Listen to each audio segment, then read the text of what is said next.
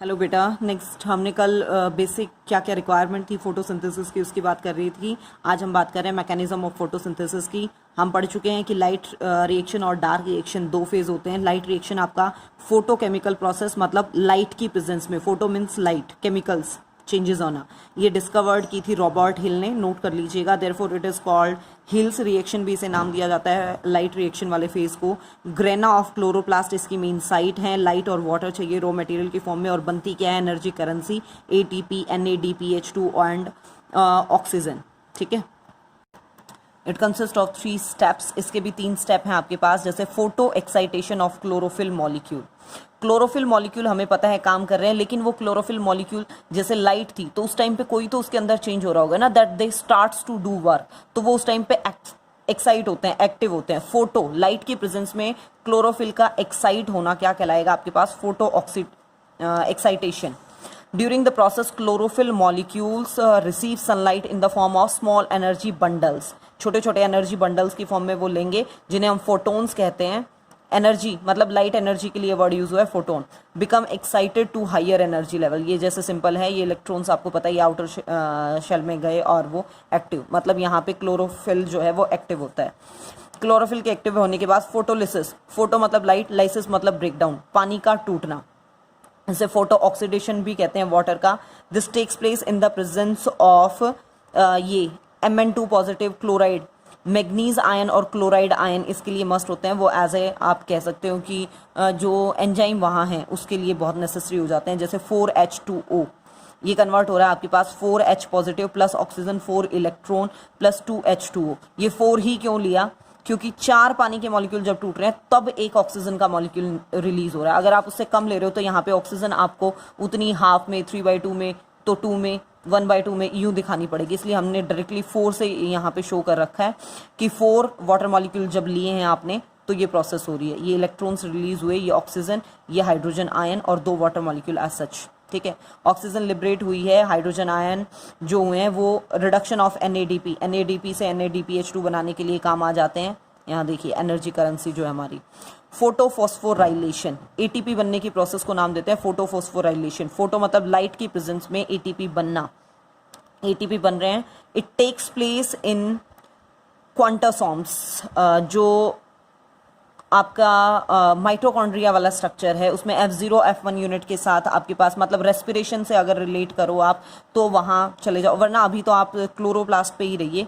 Chloroplast में special type के जो स्ट्रक्चर है क्वांटोसॉम से उसे रिलेट किया गया है। Inorganic phosphate is required to convert, ADP से ATP बना, इनऑर्गेनिक फॉस्फेट जब इसके साथ अटैच हुआ तो ये एडिनोसिन ट्राइफॉस्फेट में कन्वर्ट होता है। ये था आपके 3 स्टेप, क्लोरोफिल का एक्साइट होना, वाटर मॉलिक्यूल का टूटना, फोटोफॉस्फोराइलेशन। जैसे आपके पास क्वेश्चन कैसे आ सकता है, in which phase of photosynthesis photolysis of water takes place during the light phase. Dark reaction की अगर हम बात करें तो इसे थर्मोकेमिकल फेज भी कहते हैं। ठीक है, मतलब thermo relates with the temperature. Melvin kelvin ने इसे मतलब फाइंड आउट किया था, तो इसे केल्विन, मेनली केल्विन साइकिल भी नाम दिया जाता है। बेंसन्स का एडिशनल में है कि केल्विन बेंसन, लेकिन मेनली इसे केल्विन साइकिल के नाम से जाना जाता है। साइट स्ट्रोमा ऑफ क्लोरोप्लास्ट, ये साइट का जरूर ध्यान रखिएगा आप। रॉ मटेरियल जैसे कार्बन डाइऑक्साइड एंड वहाँ पे जो एनर्जी करेंसी तैयार हुई है वो यहाँ रॉ मटेरियल की तरह काम करेगी। ये बात हम क्लास में कर चुके हैं। प्रोडक्ट है बेटा, इस चीज़ को आप थोड़ा सा वीडियोस को सीरियसली लेना, ये आपके पूरे सिलेबस का एक रिवीजन ही मान के चलना। आप अगर आप अब भी सीरियस नहीं हैं तो ये बहुत ज़्यादा प्रॉब्लमेटिक बात होगी। बायो एक आपके लिए ऐसा सब्जेक्ट होगा जो आपका अदर सब्जेक्ट के लिए टाइम निकालेगा। ठीक है, प्रोडक्ट यहाँ ग्लूकोज है। इट इन्वॉल्व 3 बेसिक स्टेप इसमें हो जाएंगे। स्टेप्स आप देख लीजिए, आपने नोटबुक में नहीं किए हुए। Carboxylation, carboxylation, carbo word relates with the carbon dioxide. इस स्टेप में क्या होगा आपके पास, carbon dioxide is assimilated by the acceptor like RUP। Assimilated का मतलब उसे यूज करना, उसे ले लेना। RUBP, ribulose bisphosphate. ठीक है, प्लांट्स के अंदर ये कॉमन एक एंजाइम है, अबंडेंटली मिलता है। RUBP C3 प्लांट्स में, मतलब जहां फर्स्ट स्टेबल प्रोडक्ट आपका 3 कार्बन से मिलके बना हुआ है, फॉस्फोग्लिसरिक एसिड जैसे। RUBP वो सबसे पहले क्या करेगा, CO2 को एक्सेप्ट करेगा। PEP C4 प्लांट्स में होता है ये, with the help of enzyme, ये rubisco, ribulose bisphosphate carboxylase, 1,5 bisphosphate carboxylase. Oxygenase, क्योंकि ऑक्सीजन को भी एक्सेप्ट कर सकता है। ह्यूमन के अंदर जैसे Hb है, सेम वैसे ही ये काम कर रहा है। And PEPCO, phosphoenol pyruvate carboxylase respectively वो काम कर रहा है। ये काम कर रहा है आपके पास C4 के अंदर और ये काम कर रहा है C3 प्लांट्स के अंदर। ग्लूकोज सेकेंड स्टेप है आपके पास सिंथेसिस ऑफ ग्लूकोज। एक्चुअल में फूड मटेरियल यहाँ बनेगा उस कार्बन डाइऑक्साइड के बेसिस पे। देन रीजनरेशन ऑफ RUBP, जो RUBP यहाँ यूटिलाइज हुआ था वो फिर से रिलीज करवा दिया जाता है ताकि वो फ्यूचर में दोबारा यूज हो सके। फैक्टर्स अफेक्टिंग फोटोसिंथेसिस की अगर हम बात करें तो लाइट हाईएस्ट रेट ऑफ, जैसे वो रेड लाइट में है, सबसे कम ग्रीन में है। अगर बहुत ज़्यादा हाई इंटेंसिटी है तो भी रेट ऑफ फोटोसिंथेसिस डिक्रीज कर जाएगा क्योंकि वो क्लोरोप्लास्ट को ब्रेक कर देता है, क्लोरोफिल को तोड़ देता है। टेम्परेचर ऑप्टिमम 25 to 30 के बीच में सबसे ज़्यादा रहेगी, मतलब जो फोटोसिंथेसिस की रेट है। Carbon dioxide limiting factor, limiting factor क्या होता है बेटा, किसी भी रिएक्शन के अंदर, केमिकल रिएक्शन के अंदर जो आपके पास रॉ मटेरियल या जो सबस्ट्रेट सबसे कम अमाउंट में प्रेजेंट है, ठीक है, उसे क्या कहेंगे हम, कार्बन डाइऑक्साइड, क्योंकि वो लिमिट करेगा कि वो कम अमाउंट में अवेलेबल है, तो उसके कारण रेट ऑफ रिएक्शन पे अफेक्ट बहुत ज़्यादा आता है।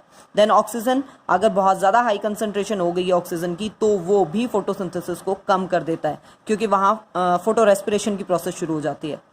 क्लोरोफिल ऑब्वियसली अगर नहीं है तो कहाँ से फोटोसिंथेसिस हो सकता है। इटियोलेटेड सेल्स, इटियोलेटेड होते हैं जो आपके पास डार्क में, मतलब कम सनलाइट में जो प्लांट्स ग्रो करते हैं उन्हें इटियोलेटेड प्लांट्स कहा जाता है। फायदे क्या हैं फोटोसिंथेसिस के? वो नेचर के लिए ऑब्वियसली ये बून ही है कि फूड मटेरियल मिल रहा है, प्योरिफिकेशन ऑफ एयर हो रहा है क्योंकि ऑक्सीजन जनरेट हो रही है, कार्बन डाइऑक्साइड कंज्यूम हो रही है।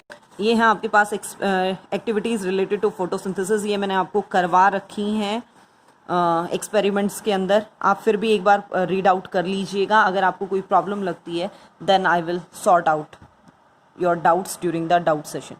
Okay beta.